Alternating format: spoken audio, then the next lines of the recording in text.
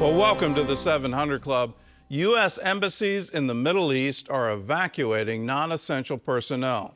The State Department order came after Iran issued a threat to U.S. forces in the region. In Gaza, workers from a humanitarian aid group were brutally attacked by Hamas. Chris Mitchell has more from Jerusalem. The Gaza Humanitarian Foundation released a statement saying Hamas targeted their workers.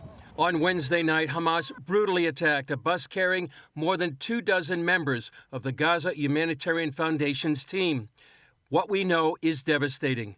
At least 8 fatalities, multiple injuries, and fears that some of our team members may have been taken hostage.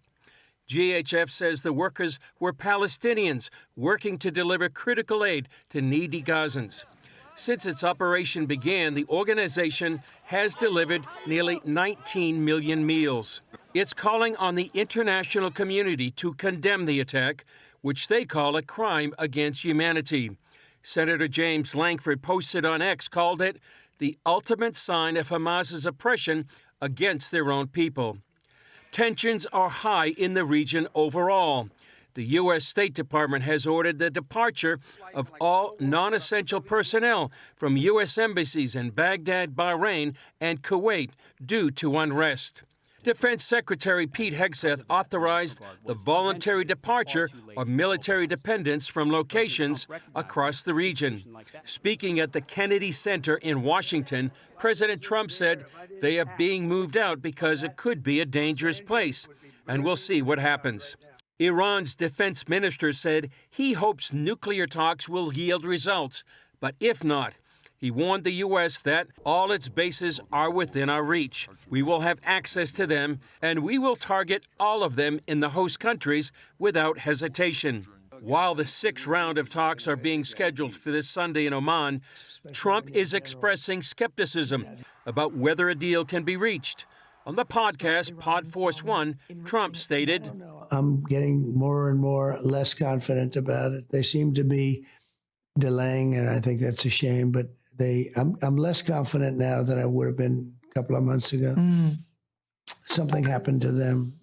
Jonathan Conricus of the Foundation for the Defense of Democracies believes the time for diplomacy passed long ago. After 15 years of diplomatic efforts and with unequivocal evidence that the Iranians are lying and they are trying to build a nuclear bomb, action needs to be taken. Israel reports it's recovered the bodies of 2 more hostages in Gaza, including Yair Yaakov, who was killed in Hamas's brutal October 7th invasion of Israel. Meanwhile, Israel's Knesset voted down a bill that would collapse the government. Chris Mitchell, CBN News, Jerusalem.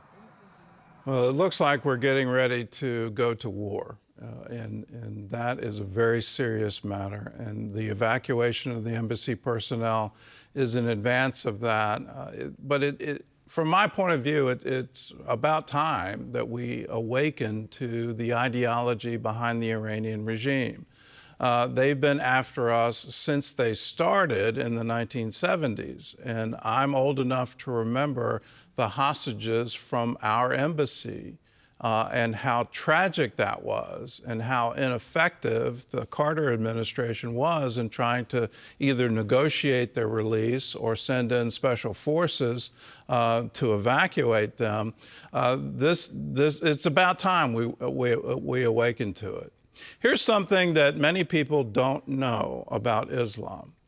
Under the tenets of that religion, it is perfectly okay to lie and deceive infidels. It's permitted, and not just permitted, but encouraged. So when you see Iran on the public stage saying we just want peaceful nuclear energy, it's okay for them to lie on that stage because they're secretly developing nuclear weapons. It's permitted.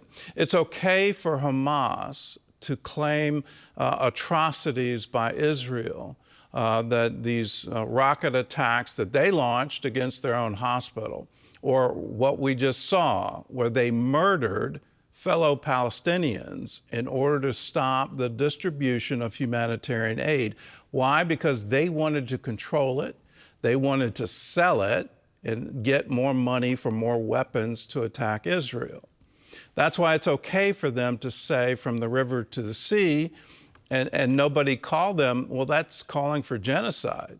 And it's okay for them to label Israel a genocide state when all Israel is doing is defending itself from these horrific rocket attacks and the October 7th attack. They're more than willing to lie to us and deceive us in order to gain their ultimate end. The ideology hasn't changed.